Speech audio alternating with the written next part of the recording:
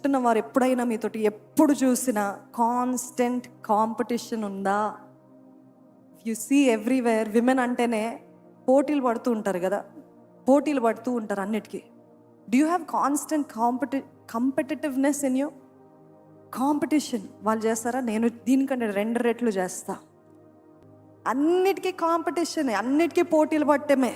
మీతోటి అన్నిటికీ పోటీలు పడుతున్నారా? లేకపోతే మీరు ఎవరి విషయంలో అయినా somewhere you have this competitiveness. వాళ్ళు చేస్తారా? నేను అర్జెంటుగా చేయాలి, అర్జెంటుగా చేసి చూపించాలి, అర్జెంటుగా. అయ్యో వాళ్ళ ఫాలోవర్ కౌంట్ వెళ్ళిపోతున్నారు, నాది ఏం చేయాలని తప్పుదారులు, తప్పు మెథడ్స్, అన్ని ప్రయత్నాలు చేస్తుంటారు. Be very careful. Don't have that competition nature with you. Do you trust the God who lifts you up? హెచ్చించగలిగిన దేవుడు ఉన్నాడని నమ్మిన వారు ఉంటే హల్లెలూయా అని చెప్తారా అండి? పోటీలు పడుతూ సాధిస్తూ, పోటీలు పడుతూ చేయడము కాదు. నిజంగా యథార్థంగా దేవుడు మీకు ఆ పిలుపు ఇచ్చినట్లయితే, దేవుడు మిమ్మల్ని ఏర్పరచుకున్నట్లయితే, అందరికీ ఈ మధ్య ఈ కాలంలో చాలామంది విమెన్కి ఓవర్లీ అంబిషియస్ అయిపోయారంట. ముందేమో అసలు మేము ఇంట్లోనే ఉంటాం, మాకేం వద్దు అని. They were less ambitious. Now everybody wants to do something good, but don't let it override God's will. Amen. దేవుని చిత్తాన్ని దాటి ఇది సాధించేద్దాం, అది చేసేద్దాము. నా ఆఫీస్లో ఆమె 10 kgs తగ్గిపోయింది. ఎప్పుడు? 2 నెలల్లో. ఇంకా నెక్స్ట్ డే నుండి వాటర్ ఫాస్ట్. దేవుని కోసం కాదు, దేనికోసం? 3వ రోజు గ్లూకోజ్ ఎక్కించుకుంటూ ఉంటారు. ఎందుకు? పోటీలు పడి చేస్తున్నారు. నిజంగానా? ఆమె బాడీ తీరు వేరు, నీ బాడీ తీరు వేరు, అవునా? కానీ పోటీలు పడుతూ ఆమె తగ్గింది కదా, నేను కూడా వెంటనే చేయాలి, నిద్ర మానుకొని, ఇది మానుకొని, అన్నీ మానుకొని చేస్తారు. మొత్తానికి మోసం అవుతుంది. అటు జాబ్ ఉండదు, అటు ఆరోగ్యం ఉండదు, అవునా? Be very careful if you're always competing. అట్లాని ఏం చేయకుండా ప్యాసివ్గా, లెథార్జిక్గా దేవుడు అన్నీ చూసుకుంటాడులే, నేను ఏం చేయను, అది బ్యాడే, అది తప్పే. అర్థమవుతుందండి బ్యాలెన్స్? దేవుడు మీకు ప్రేరేపణిస్తున్నట్లయితే, అది మీకు మంచిదైతే ప్రోగ్రెసివ్గా, గ్రాడ్యువల్గా మీరు చేసుకుంటూ వెళ్ళండి. ఎవరో చేస్తున్నారని పోటీలు పట్టి చేయటంగా. మా చర్చ్ సిస్టర్ ఈ మధ్య కొత్తగా ఇన్స్టాగ్రామ్లో పాటలు పాడటం స్టార్ట్ చేసింది. ఒక 1000 మంది చూశారు. ఆమె కంటే బెటర్ నా వాయిస్ కదా, నేను స్టార్ట్ చేస్తా కదా, నేను స్టార్ట్ చేస్తా. ఏంటో ఈమె కొత్తగా ప్రసంగాలు చెప్పడం స్టార్ట్ చేసింది. అంత మీడియాలో, సోషల్ మీడియాలో. తనకంటే ఎక్కువ భక్తురాలు నేను, తనకంటే ఎక్కువ వాక్యం చదివేది నేను. చూస్తున్నారా గర్వము, అసూయ ఎలాగ పనిచేస్తుందో అని స్టార్ట్ చేస్తారంట. 10 మంది కూడా చూడరు. ఇప్పుడు ఆమె కోపం వచ్చేస్తుంది. ఎందుకు కోపం వచ్చింది? ఎవరు చూడలేదని. అయితే ఏం చేస్తుంది? Paid views, pay and get views. ఇప్పుడు ఎవరు నష్టపోతున్నారు? తనకే డబ్బులు పోతున్నాయి, కానీ ఇప్పుడు మనుషులకి చూపించుకోవాలి కదా.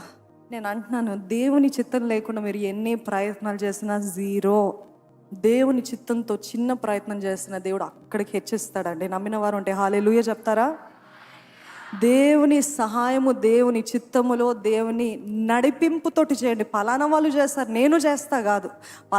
పలానా వాళ్ళు అలాగే ఉన్నారు, నేను ఉంటాను కాదు. దేవుడు మిమ్మల్ని ప్రేరేపించినట్లయితే అప్పుడు చేయండి.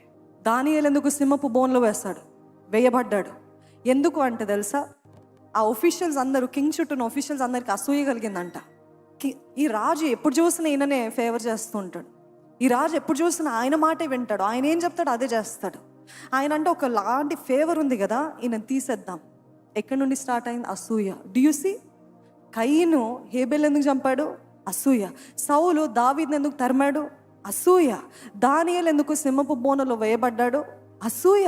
అది నిజంగా దేవుని ఆరాధిస్తున్నందుక? నిజంగా దేవుని సన్నిధిలో ప్రార్థిస్తున్నందుక కాదు. They wanted to find a reason to trap him, to destroy him. ఆయన నాశనం చేయడానికి ప్రయత్నాలు చేశారంట. ఈరోజు చూసినట్లయితే, if you are stopping because of people's criticism, don't stop. Do you hear me? As long as you don't do anything, nobody will talk anything. But the moment you want to do anything good or anything big for God, that's it. You will be criticized. Are there anybody ready for criticism? Are there anybody stopping because there is criticism? Don't stop. అది నిజంగా constructive criticism అయితే తీసుకోండి. నిజంగా మీలో తప్పులు ఉన్నట్లయితే ఒకవేళ దేవుడు చాలాసార్లు అనుమతిస్తాడు criticism. Oh okay, I need to correct here, I need something to be rectified here. ఓ ఇక్కడ నా పొరపాటు ఉందని తీసుకొని దాన్ని అనుభవించండి. కానీ tell I will not stop. మిమ్మల్ని కావాలని డిలే అవ్వటానికి, మీ జీవితంలో డిలే అవ్వటానికి ప్రయత్నాలు చేస్తూ ఉంటారు. మీ జీవితంలో వాయిదా వేయటానికి మిస్ఇన్ఫర్మేషన్ ఇస్తూ మీ జీవితంలో ముందుకు వెళ్లకుండా హాని కలుగజేస్తారు. సాబటాజ్ యూ పర్పస్లీ. నువ్వు ఒక ప్లాన్, ఇది నీకు సక్సెస్ అని నువ్వు షేర్ చేసుకున్నప్పుడు ఆ ప్లాన్ని ఎట్లా అబార్ట్ చేయాలి, ఎట్లా ఆపేయాలనే తప్పుడు సలహాలు, తప్పుడు ఇన్ఫర్మేషన్ ఇస్తారు. జాగ్రత్త. అందుకనే మీ సలహాలు, అందుకనే మీ దర్శనాలు, దేవుడు మీకు ఇచ్చిన ప్రణాళికలు, దేవుడు మీకు ఇచ్చిన పిలుపు అందరికీ చెప్పకండి. అర్థమవుతుందా? The more you share, the more people will be jealous of you. Share it only with genuine people. Share it with people only whom you can trust. ఒకవేళ ట్రస్ట్ వర్ది పీపుల్ ఎవరికి లేరు అనుకోండి, అది నోట్ చేసుకొని రాసి, దేవా ఇదయ్యా నా plan, help me lord, help me అని దేవునికి చెప్పండి. ఆయన న్యాయాధిపతి, ఆయన ఎంతైనా నమ్మదగిన దేవుడు అండి. ఆయన చిత్తానుసారంగా మనము ప్రణాళిక చేస్తాం అనుకోండి, ఆయన తప్పకుండా నెరవేరుస్తాడు. కానీ ఇటువంటి మనుషులు, యోసేపు తన అన్నలతోటి దర్శనాన్ని పంచుకున్నాడు. అన్నలు సంతోషపడ్డారా? ఆ రోజు నుండి స్టార్ట్ అయింది అసూయ. Be careful whom you're sharing your plans and your visions, because not everybody will be happy, not everybody will clap for you, not everybody will help you. They will try to destroy your plans, they will try to ruin your plans. So be careful whom you share your visions.